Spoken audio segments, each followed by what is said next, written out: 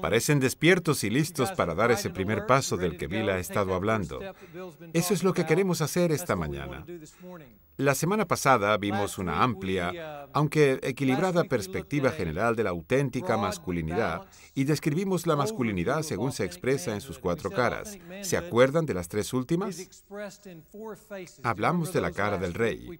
El rey que se ve en un hombre que desprende nobleza, rectitud e integridad en su vida.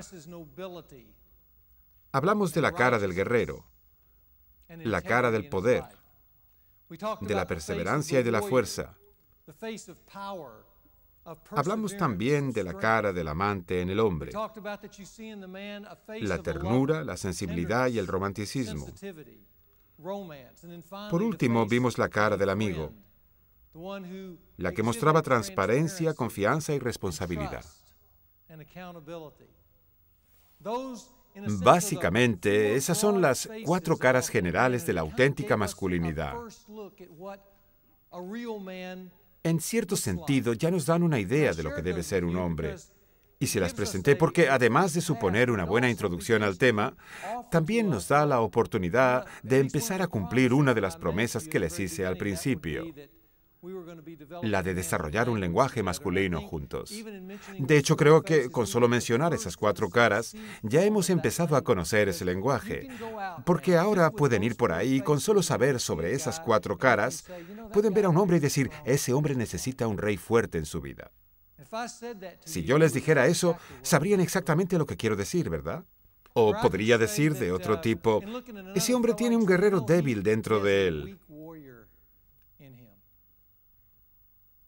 E inmediatamente sabrían a qué me estoy refiriendo. Sabrían que ese hombre no tiene la pasión que te empuja a subir hasta la cima. No es un conquistador. Podrían decirle a un hombre que tiene la cara del amigo muy desarrollada y a otro que más bien tiene cara de usuario que de amigo. Sabrían lo que significa exactamente. Eso es solo el principio de lo que yo llamo un lenguaje masculino. A lo largo del año, avanzaremos en ese lenguaje y ese lenguaje nos irá conectando a todos como hombres, a nivel del alma, porque podemos empezar a hablar de otras cosas. Además de los deportes, o nuestro partido de golf, o nuestro automóvil nuevo, o ese tipo de cosas. Podemos hablar de cuestiones espirituales como hombres, así que es muy importante que los hombres tengan un lenguaje masculino para hablar entre ellos. Cuando entraron aquí, junto con sus notas, recibieron este plan de masculinidad. Me gustaría que lo examinaran solo un momento. Quiero que anoten algunas fechas en su plan de masculinidad, porque ahora, al principio del curso, deben ver esto, porque así es como vamos a terminar el curso. Cuando terminemos el curso, si continúan con nosotros durante todo el curso, que espero que sí, lo mejor será cuando puedan compartir su plan al resto de su grupo y puedan también dármelo, porque es un requisito para graduarse. Es lo único que les voy a pedir que hagan, pero si lo hacen, les será una herramienta de gran utilidad.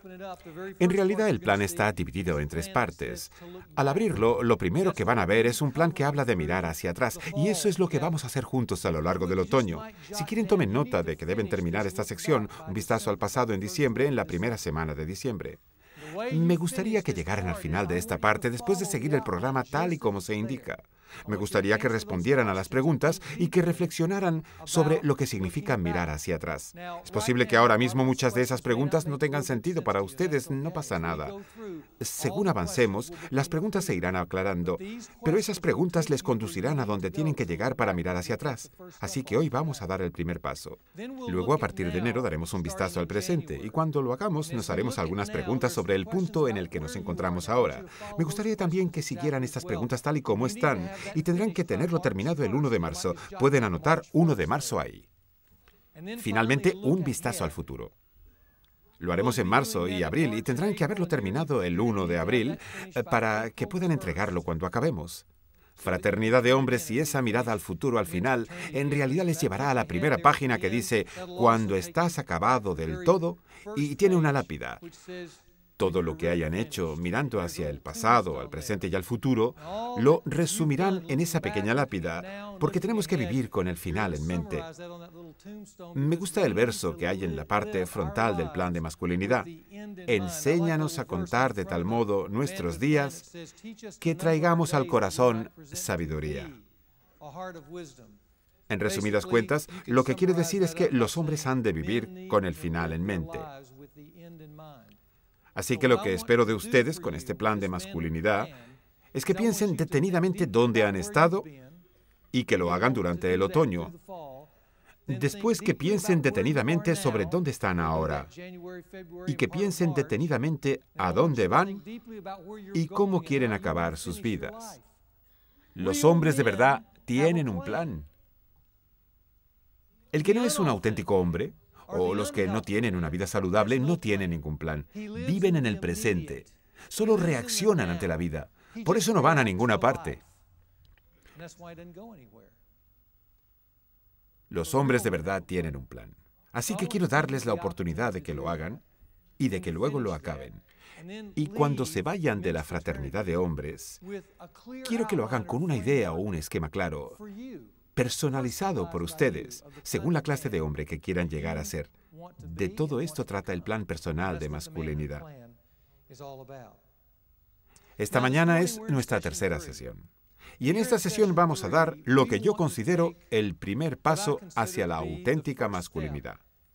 Y ese primer paso hacia la auténtica masculinidad consiste en mirar hacia atrás. Los hombres de verdad tienen que mirar hacia atrás en su vida. Algunos recordarán que hace años, durante los Juegos Olímpicos, solía haber un pequeño espacio llamado íntimo y personal. ¿Cuántos lo recuerdan? El espacio íntimo y personal. Salía, por ejemplo, un gran atleta olímpico preparado para esquiar, a punto de saltar el slalom gigante, por ejemplo, y justo cuando estaba arriba, colocándose en su posición, tenía una especie de flashback. Y ese flashback nos llevaba a su casa en Suiza, o Austria, o América, y podíamos ver todos los acontecimientos de la vida de ese hombre en un pequeño resumen, todo lo que lo había llevado hasta ese increíble momento. Lo que descubríamos era que esos grandes atletas olímpicos no habían llegado hasta ahí por accidente ni por casualidad, ni siquiera por su calidad atlética. Una serie de acontecimientos y decisiones personales y a veces de sorprendentes coincidencias los habían llevado hasta ese extraordinario lugar para competir a nivel mundial. Descubríamos que habían llegado a ser lo que eran gracias a su pasado. Mi hija solía nadar en un equipo de aquí, en Little Rock, llamado los Delfines de Little Rock. Todos los años que estuvo nadando teníamos que levantarnos a las 5 de la mañana para que estuviera en la piscina a las 5:30 y nadara un par de horas, y pensábamos que era un gran sacrificio. Pero había un joven llamado John que vivía a 1 hora y media de Little Rock y tenía que levantarse a las 3 de la mañana. Sus padres lo traían a Little Rock para que estuviera a las 5:30 y luego lo llevaban de vuelta a Clinton, Arkansas, para que pudiera ir a clase. Nosotros seguíamos yendo a la piscina mientras mi hija continuó nadando, al igual que John, cuando todavía iban al colegio en primaria. Fue una increíble lección de perseverancia, coraje, disciplina y trabajo duro. De hecho, era tan duro que mi hija dejó de nadar al entrar en la escuela secundaria, pero John continuó nadando. Unos años más tarde, yo estaba sentado viendo la televisión cuando vi a John Hargis lanzarse a una piscina de Atlanta y ganar la medalla de oro para los Estados Unidos.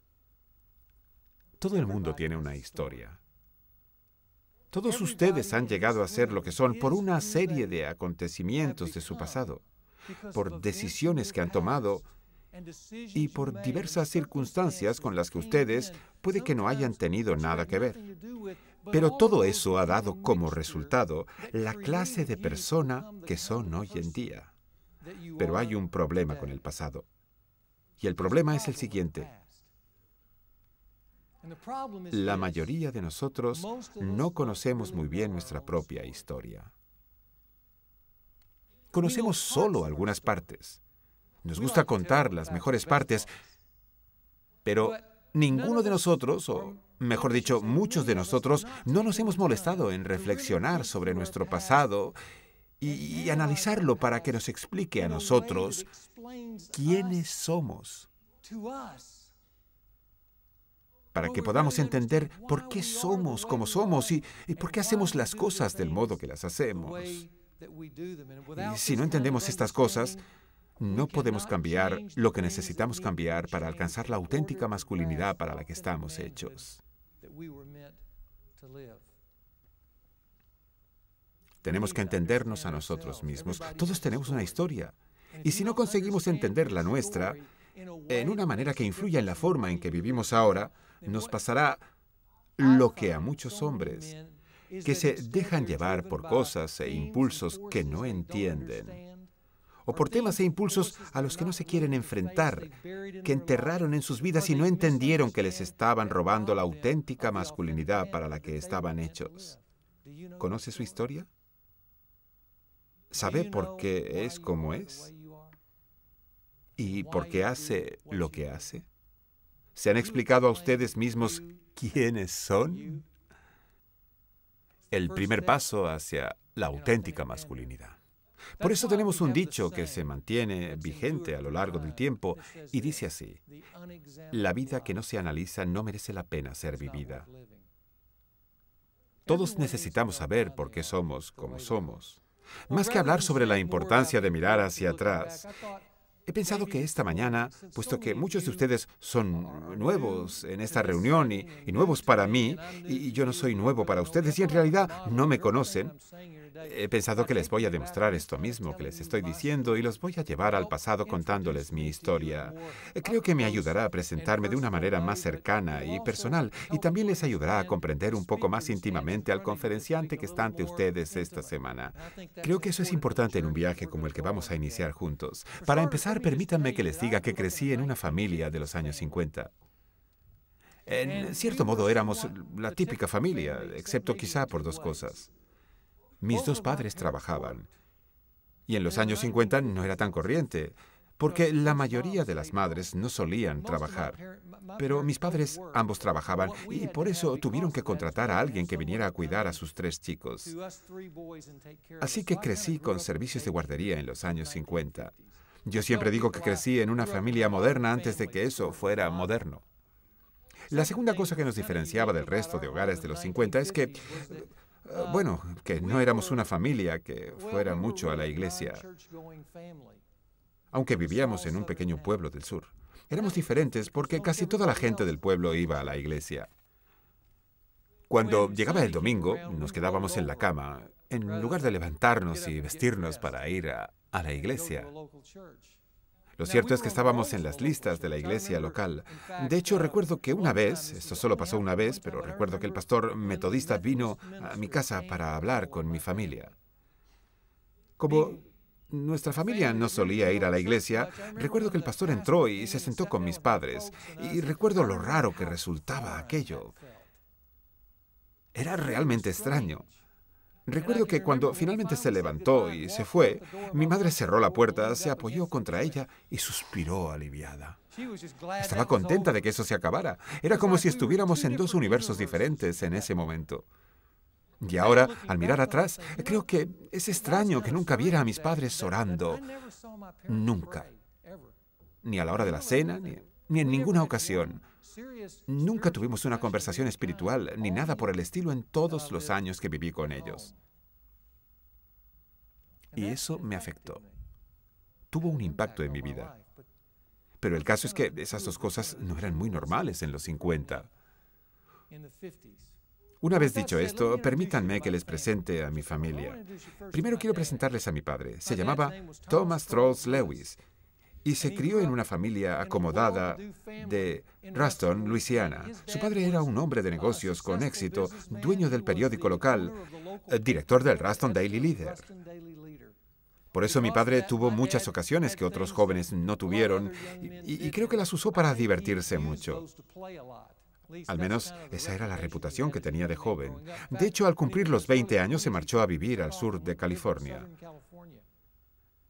Luego, cuando comenzó la guerra, se alistó al ejército y se fue a luchar a Francia. Se sentía orgulloso de ser un veterano de guerra de los Estados Unidos.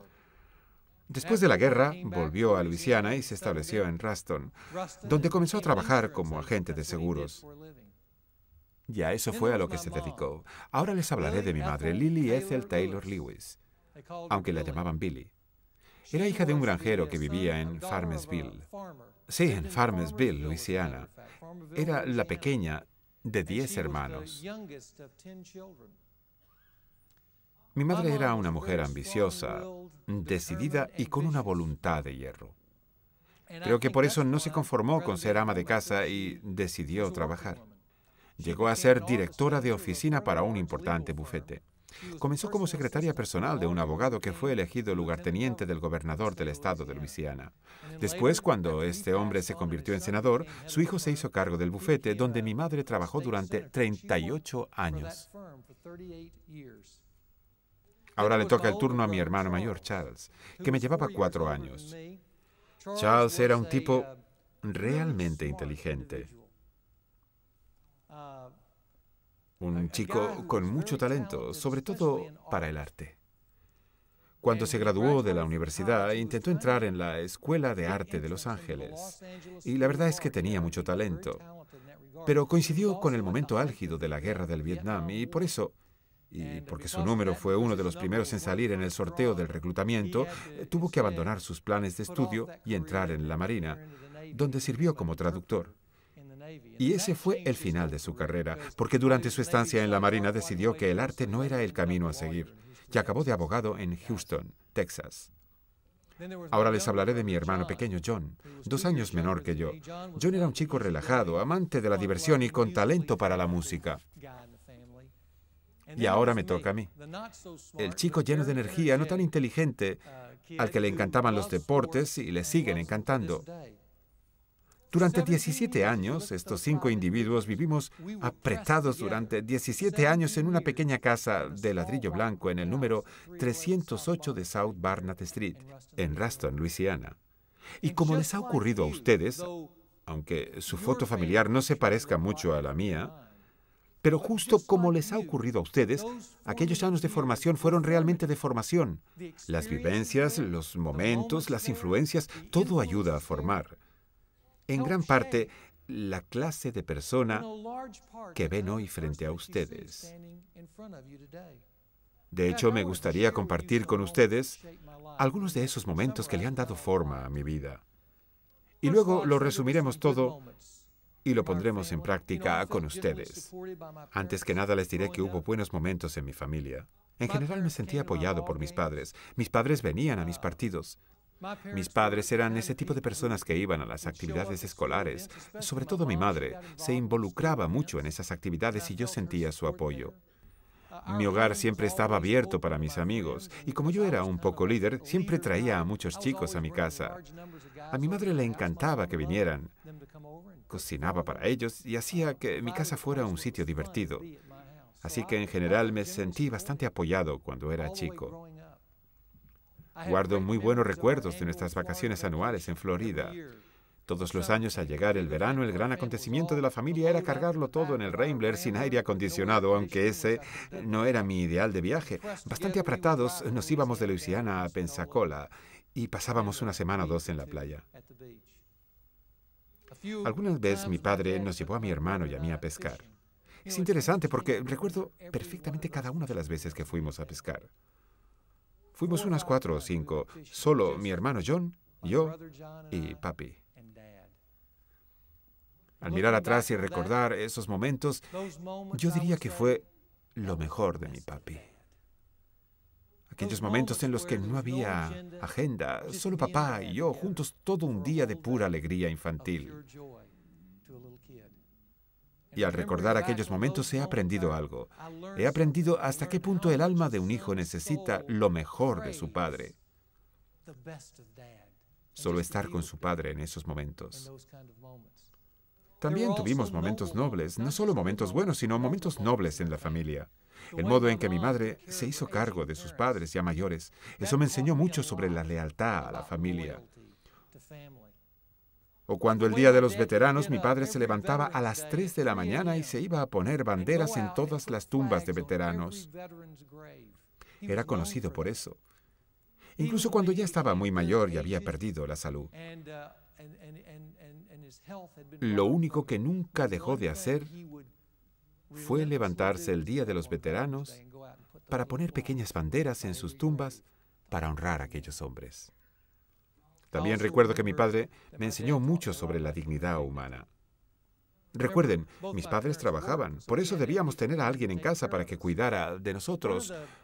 Una de las personas que mi padre contrató para que cuidara de nosotros fue un chico afroamericano llamado James Jones. No sé cómo mi padre conectó con él. Nunca lo he entendido, pero el caso es que trajo a este hombre a casa muchas noches y muchas tardes para que nos cuidara. Mi padre tenía una relación muy especial con James. Recuerdo que una noche, yo tenía 10 años, estaba un poco alborotado y James intentaba que nos fuéramos a la cama, pero yo no quería y me enfadé y me puse furioso.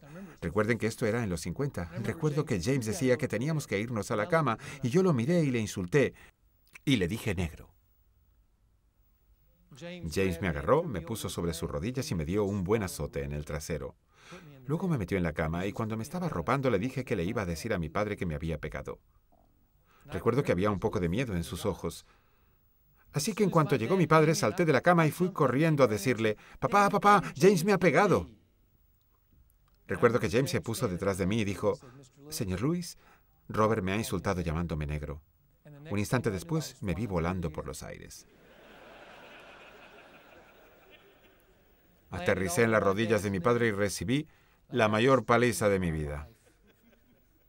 Después me puso en pie y me dijo, «No vuelvas a decir eso jamás».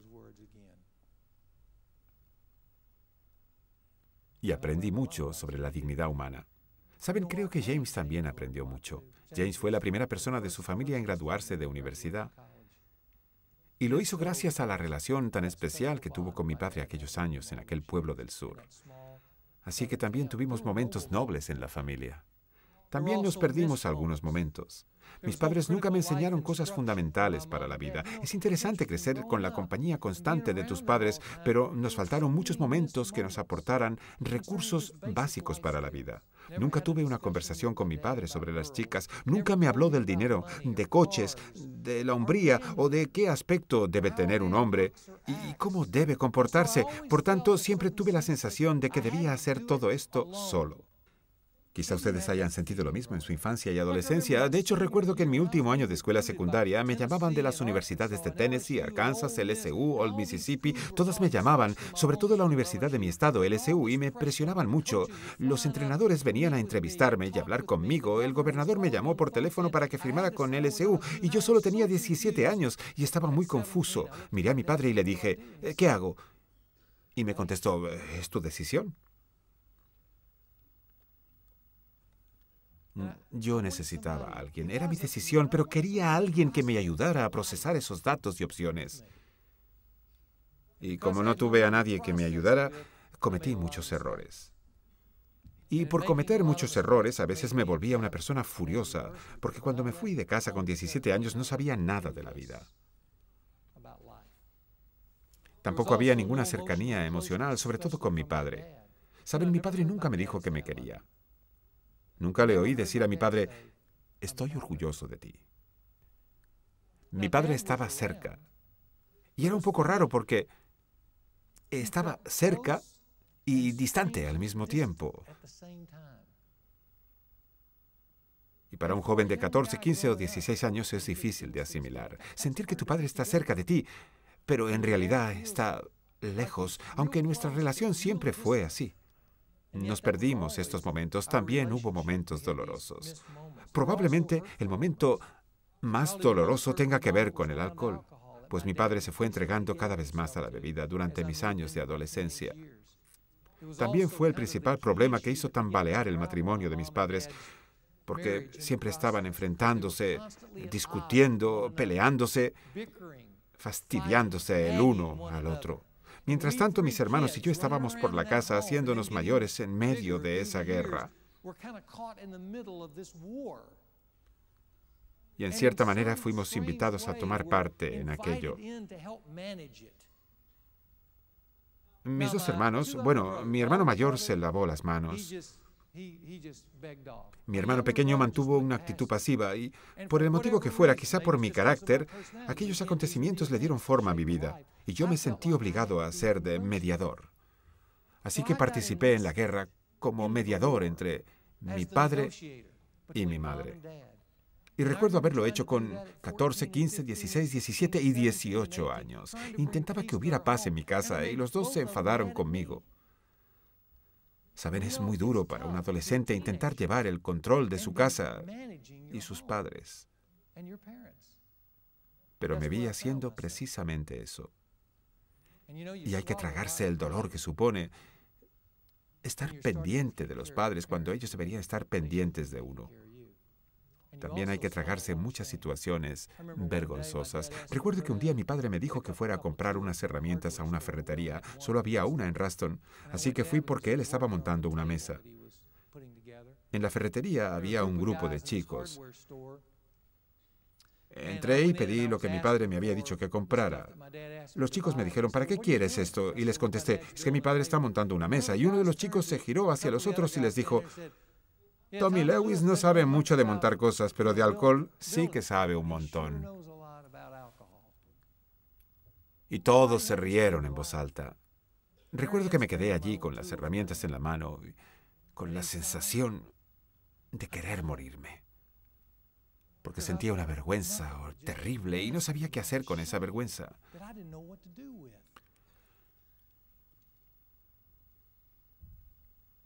También hubo momentos decisivos. Probablemente el más decisivo vino después de irme de casa, aunque fue algo que se repitió durante los años que viví con mis padres. Fue en mi boda. Esta foto es de mi boda. Mis hermanos están a la derecha y los padres de mi esposa a la izquierda. Fíjense en el padre de mi mujer. No parece muy contento por el nuevo marido de su hija. Se le ve muy tieso ahí. A mi izquierda está mi madre. Seguro que se están preguntando lo que yo me pregunté aquel día.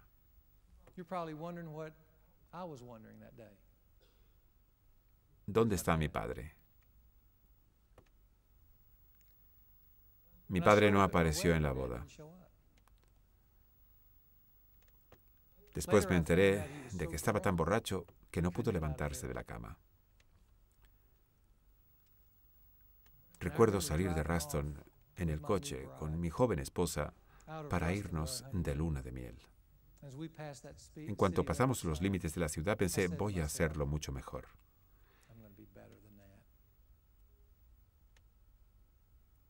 Y ese se convirtió en un lema decisivo en mi vida. Voy a hacerlo mucho mejor. Ven, todos tenemos una historia. Todos ustedes tienen una historia. Su historia será diferente a la mía, pero en algunos aspectos seguro que se parecen. Todos nos hemos convertido en lo que somos por estos momentos. Momentos nobles, momentos perdidos, momentos dolorosos y momentos decisivos. Ustedes son quienes son en parte por esas cosas, pero ¿entienden? ¿Las entienden? O lo que es más importante, ¿entienden cómo esas cosas influyen en sus vidas ahora? Para ser un hombre de verdad, hay que mirar hacia atrás. Hay que entender lo que se ve y decidir lo que merece la pena conservar y lo que debemos descartar. Cuando me fui de casa estaba despistado. Tenía un montón de mensajes mezclados dentro de mí. Algunos eran buenos y otros no lo eran tanto. Uno de los buenos lo viví estando en el campus de la Universidad de Arkansas en los 60, cuando predominaba un ambiente pacifista y yo sentía un gran amor por mi país. ¿Saben de dónde saqué eso? Yo sí que lo sé. Por aquellos años, también en el campus, hubo veces que estaba hablando con amigos y alguien decía algún comentario racista o algún chiste racista y me sacaba de quicio. ¿Saben de dónde saqué eso? Sé que lo saben. Por aquella época tampoco sabía cómo comportarme con las chicas y cometí un montón de errores. Cometí un montón de errores con el dinero y con el coche que tenía. Me lo compré para ir a la universidad, pero lo destrocé porque no sabía cómo cuidarlo, no sabía cómo cambiarle el aceite y no sabía cómo inflar las ruedas. Lo único que sabía hacer cuando algo iba mal en el coche era levantar el capó, llamar al mecánico y decir, hay una especie de hierro del que sale un montón de alambres. Algo va mal. Cuando te ves torpe en la vida, sientes cólera y rabia, y esas eran las únicas emociones que me permitía sentir después de irme de casa. No quería sentir porque sentir implicaba sentir vergüenza, así que decidí no sentir nada. Y viví con ese problema casi hasta los 40 años. Pero me permití sentir rabia. De modo que a menudo estaba furioso, sobre todo cuando fracasaba en algo, porque era muy tosudo. Porque había aprendido que para que la gente te escuche tienes que tener éxito. Creo que por eso era bueno en los deportes, porque cuando hacía algo bien, alguien me decía, lo has hecho bien. Y yo deseaba que alguien me dijera que estaba haciendo algo bien en la vida, porque nadie me lo había dicho en mi casa. Así que yo me motivaba y me hacía trabajar duro. No sabía por qué trabajaba tan duro, ni por qué tenía una personalidad tan fuerte, pero es porque se fue creando así en el pasado, en las raíces de mi vida.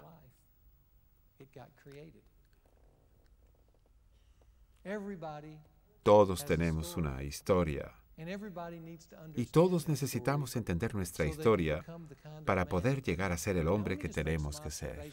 Ahora permítanme que les haga unas observaciones sobre lo que significa mirar hacia atrás, porque así vamos a empezar el viaje que realizaremos en las próximas semanas. Me gustaría comentarles 6 observaciones básicas sobre mirar hacia atrás antes de terminar la sesión de esta mañana. Empezaré por la primera. Mi historia no es excepcional, como ya les he dicho. Solo han visto un pequeño resumen de mi vida. Pero como hombre, esto es lo que he aprendido. Soy capaz de contar mi historia porque ahora sé que no estoy solo. Antes pensaba que estaba solo. Antes pensaba que el resto de la gente, como ustedes, les iba bien la vida. Y que a mí no me había ido tan bien. Que me había ido regular. Saben, he descubierto que muchos hombres creen que a los demás les ha ido mejor, pero no es cierto. Por muy bien que aparente estar un hombre, en su interior siempre están pasando muchas cosas. Algunas serán dolorosas, otras serán como vacíos o momentos perdidos. Algunas de estas cosas también serán nobles. Todos tenemos nuestra historia, y descubrir que hay más hombres en tu situación es una de las grandes ventajas de estas reuniones como esta que llamamos fraternidad de hombres. En segundo lugar, he aprendido que cuando un joven no consigue conectar con su padre, a menudo ese vacío lo llenan demonios de todo tipo. Cuando el padre no está ahí, deja un vacío en el alma del hijo. Si el padre no está ahí emocionalmente o simplemente no está, se crea un vacío que el hijo va a llenar con algo. Algunos lamentablemente lo llenan con sucedáneos corrientes, como puede ser el machismo exacerbado, o la adicción al trabajo, o al sexo, o al alcohol, o los juegos de poder, o siendo una persona tosuda como yo, o con otros extremos, pero siempre intentando compensar algo que debería haber estado ahí y no estuvo. Y lo que a menudo falta en la vida de un hombre es una relación sana y bien avenida con la persona más importante de su infancia y adolescencia, es decir, su padre.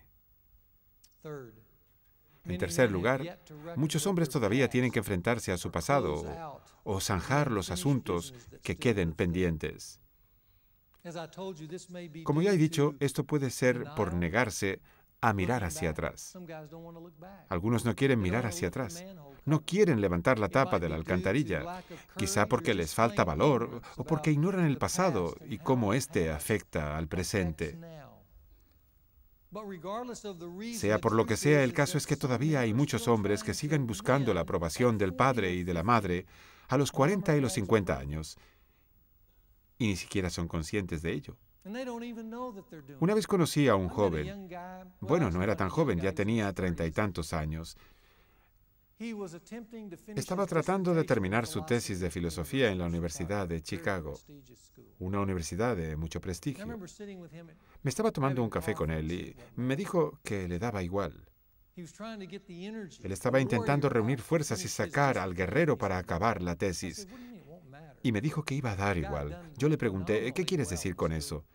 Este hombre tenía un expediente extraordinario y me dijo, acabaré la tesis, se la enseñaré a mi padre y me dirá algo como que, ¿qué puedo hacer mejor que eso?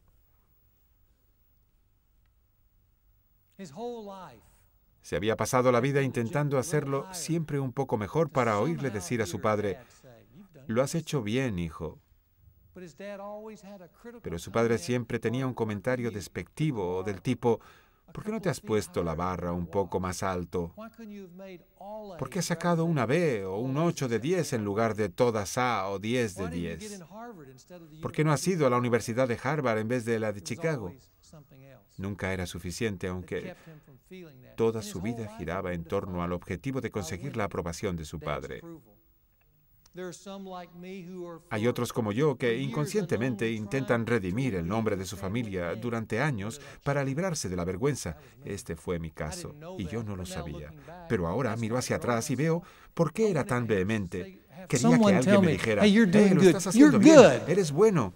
And I could kind of clear the Y así name, limpiar de alguna manera the Lewis name. el nombre de la familia Lewis. But if you'd asked me at 21, I was Pero doing si that. I alguien me couldn't hubiera have preguntado a whether los I was 21 doing that or años si not. estaba I would haciendo have said, eso, si estaba "What are you haciendo talking eso o no, about?" hubiera contestado, Because I didn't ¿de qué understand está what was hablando? driving me. Porque no entendía qué Some era men lo que me empujaba. Algunos hombres culpan a su pasado y se convierten en víctimas irresponsables e indefensas de la vida. Como me ha ido mal, ahora puedo excusarme en eso para ser malo. Algunos hombres continúan negando o justificando lo que han hecho mal en el pasado y por eso no avanzan en su hombría.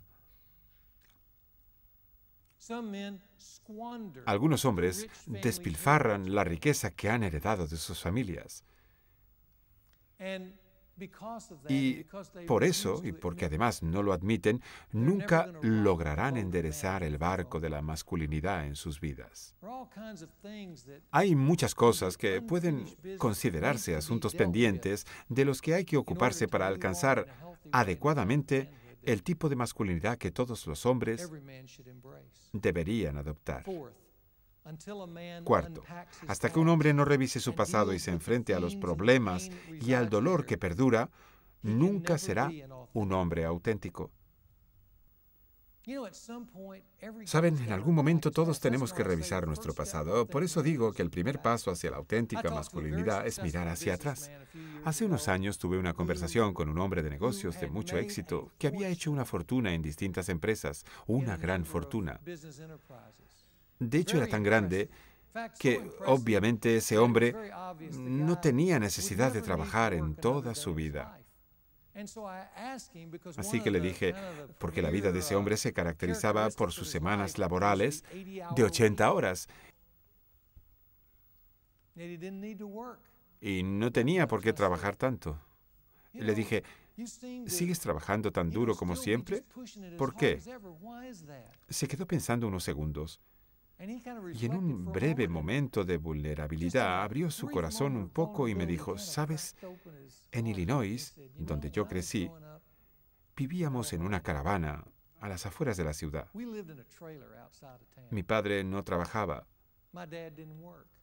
y mi madre tenía que hacerse cargo de nosotros. Nunca teníamos nada. Recuerdo cuando iba al colegio, a un colegio público. Algunos niños se burlaban de mí por la ropa tan vieja que llevaba. De hecho, solo tenía un par de zapatos. Cuando cumplí 16 años, decidí empezar mi primer negocio. Recuerdo que salí de la caravana, miré hacia atrás y me dije, voy a alejarme tanto como pueda de esta caravana. Y luego se cerró de nuevo. Cuando nos despedimos, pensé, tiene millones de dólares. Podría disfrutar de la vida o hacer otras cosas en lugar de trabajar, pero ¿saben lo que seguía intentando hacer? Dígamelo. Seguía alejándose de la caravana porque no había revisado su pasado. Cuando siempre se vive en el pasado, el final no es la hombría, sino la niñez. Hacerse la víctima por el pasado no es hombría, es niñez. Trabajar continuamente para conseguir cosas que ni siquiera uno entiende no es hombría, es niñez. Negar los sentimientos en lugar de llorar las penas, lo cual a veces es necesario, no es hombría, sino niñez. Desconectar del pasado, en lugar de ponerse en contacto con él y comprenderlo y tener el valor de enfrentarse a él, no es hombría, es niñez. Hay que desempacar el pasado. Quinta cuestión, no se puede llegar a ser hombre de verdad sin ayuda. No existe esto del hombre hecho a sí mismo.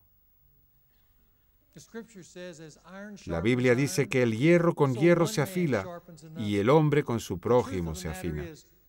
El caso es que ningún hombre puede llegar a ser un auténtico hombre sin la ayuda de otros hombres.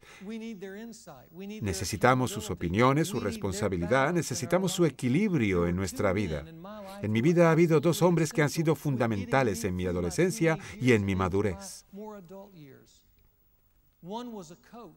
Uno de ellos fue un entrenador que se dio cuenta de que yo era un chico necesitado y se fijó en mí. ¿Saben el enorme efecto que tiene que otro hombre más maduro se fije en uno, sobre todo un entrenador? Fueron las pequeñas cosas que él hizo lo que me ayudó a reafirmarme en lo poco que yo tenía. Pero me estabilizó en una época muy inestable en la que yo vivía en una casa con un padre alcohólico.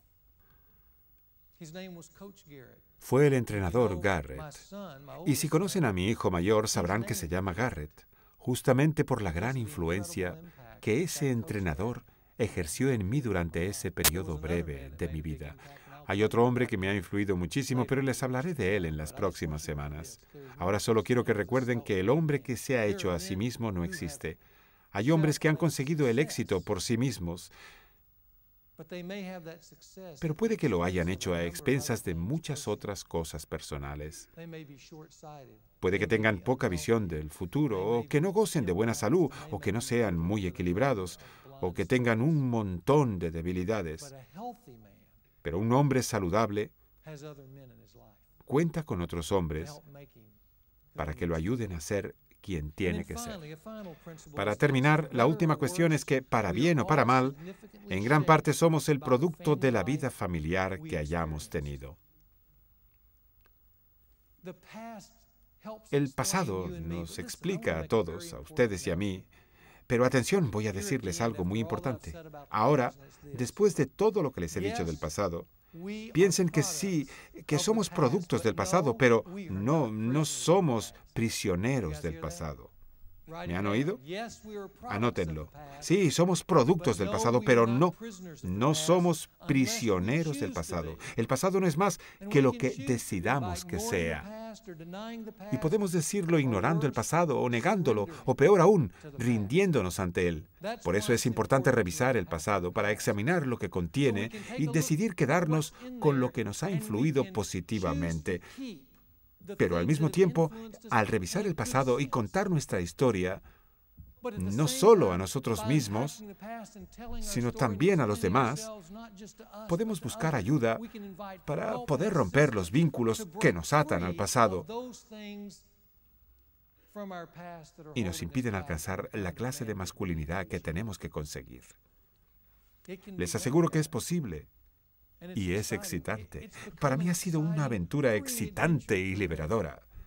Porque ya no siento vergüenza, ni tengo necesidad de contener más rabia, ni voy por ahí sin saber nada de la vida. Esto es muy liberador, porque nos conduce a una nueva existencia, a la auténtica masculinidad. Y se puede conseguir. Muchos hombres buenos lo han hecho. Quiero que les quede clara una cosa. Para alcanzar la auténtica masculinidad, hay que dar este primer paso. El paso que consiste en mirar hacia atrás.